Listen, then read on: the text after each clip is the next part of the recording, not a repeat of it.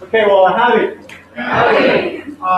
3 weeks from today, after you guys are back from a very warm spring break, we're going to have John Colton come and give a seminar as well, too. John Colton is a professor of manufacturing. He's from Georgia Tech. He and I actually were in the Bureau of Food Security, and that's the same bureau that Dr. Bowman is involved in as well, too. And John's going to be talking about challenges and opportunities of agricultural mechanization in developing countries, and mechanization is important for the developing world as it is the developing world. So John's a really interesting guy to talk to. He has funding from the Gates Foundation and a lot of international stuff. We're really fortunate today to have my friend and colleague, Dr. John Bowman, with us today. John is the Senior Agriculture Advisor for USAID, the Bureau of Food Security, and he works in the Office of Agriculture Research and Policy.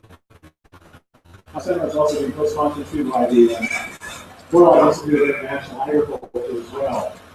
Just some tidbits about John. He grew up in Massachusetts. He was an athlete. He was ranked as a tennis player in Massachusetts. His dad was a professor at MIT. John went on to school at Bowman up in Maine, where he majored in biology and Romance languages. And he was also a champion squash player as well too. And if you go to the Bowman Athletic Building, you'll see a picture of John. Squash is a big deal in the East Coast, guys. I know it's going to be here in Texas, but it's a popular state out here. John went on to get a master's degree at the University of Wisconsin in Ibero-American Studies. And when he was there, he had a couple of roommates who were in agriculture, so sciences and agriculture, and he kind of saw the light and decided there was more of an opportunity to work in agriculture. And so he went on to get a Master of Science in Plant Pathology when he was at the University of Wisconsin. And then he went on later to get his PhD at the University of Illinois in Plant Pathology. John has over 30 years' experience in design, implementation, evaluation of international agricultural development programs. He's worked in agriculture projects in more than 30 countries. He's lived as an expat in over 5 countries. He is fluent in Spanish and Portuguese. He's had several senior management positions with several multinational agribusinesses, firms focused on the procurement of agricultural raw materials. He has specialized in the design and management of agricultural supply programs for food processing companies and the support of agribusiness projects for international donor agencies. And he's played a critical role, for instance, in companies such as DAI. And DAI is one of the leading USA contractors and does a lot of USAID contracting. Building their credentials in the area of agricultural health, food safety, and zoonotic disease management. Business manager, he has extensive agricultural business experiences in Asia, Latin America, and Europe. And he's trained as a plant pathologist with expertise in seed-borne diseases and seed systems, soybean, wheat, barley, beans, and potato. And he's also worked in germplasm development teams in Senate, in Mexico, where he's lived and worked, in Seattle, which links to tropical agriculture, in Costa Rica, where he's also worked as well too, and also for PepsiCo, where he's worked for a number of years. And he's extensive field experience in Mexico, Costa Rica, Philippines, China, Vietnam, Brazil, Indonesia, Nepal, Tanzania. So John's been all over the map from the standpoint of places he's worked. Currently at USAID, he's a senior advisor and program area leader. The USAID's agricultural research team inside the Bureau of Food Security coordinates some 15 separate projects in the nutritious and safe foods programmatic area, and he has a portfolio that he manages over $200 million. He manages directly for a research project in the areas of horticulture, which is one of the areas I worked with him quite extensively last year as a fellow at USAID, pest management and post-harvest loss and food safety. He has been really focused in his career on high participatory approach to design of agricultural projects. And John really gets out in the field and really gets to know the growers. And I've seen that because he and I did some pretty cool road trips to Asia, Africa, and also in Latin America. If you have the chance to talk with John, one of the things you'll pick up very quickly is his passion for improving the livelihoods of resource-poor farmers.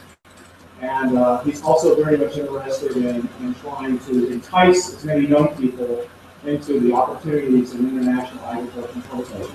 So without further ado, Dr. Bowman is going to be talking about career opportunities in international agriculture, perspectives from the USAID project officer. John.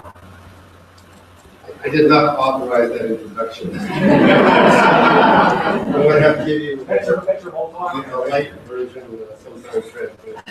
Thanks for all the kind words, but yeah, that kind of a light version. So I'm really here to talk to you today kind of about not so much that where I've landed at AID, it's be all an end-all place to be in contemplating a career in international development. It's just one of many endpoint possibilities. I guess the real important thing is the journey, or the adventure, and I'll just try to use some examples from my life of certain types of very different ways you can get involved in employment opportunities if you're really interested in pursuing international development work. I won't talk too much technical stuff about what we're doing at AID with the position. I got a feeling that my talk is way too long and that's going from the director's way kind of down. But if I don't have much time at the end, apparently there's a beer we can get together later and we can pound any questions at the bar. So the first part is I was very much in the position where I think that we were many years ago. I had this intention, passion, to do international work. I wanted to kind of path towards making an important contribution in the lives of people in the lower income countries. When I first went to college, I didn't have any concept at the end of the day for that journey for me. But one thing led to another. I was in ag school and starting to agriculture and also deal with plant pathology. I heard a lot of this in ID and the World Bank and FAO, but pretty much blind and naive. I just kind of plowed ahead in my master's and my PhD work and just tried to learn stuff that could along the way. But I look back, I realized I knew so little about how it all works back then. Now I guess I know a lot more, so I'm just hopefully this encounter with me will answer some of your questions and raise some red flags for you, those of you who are interested in there are lots of twists and turns. But for me, it all started during my PhD. The first opportunity I had to work as well.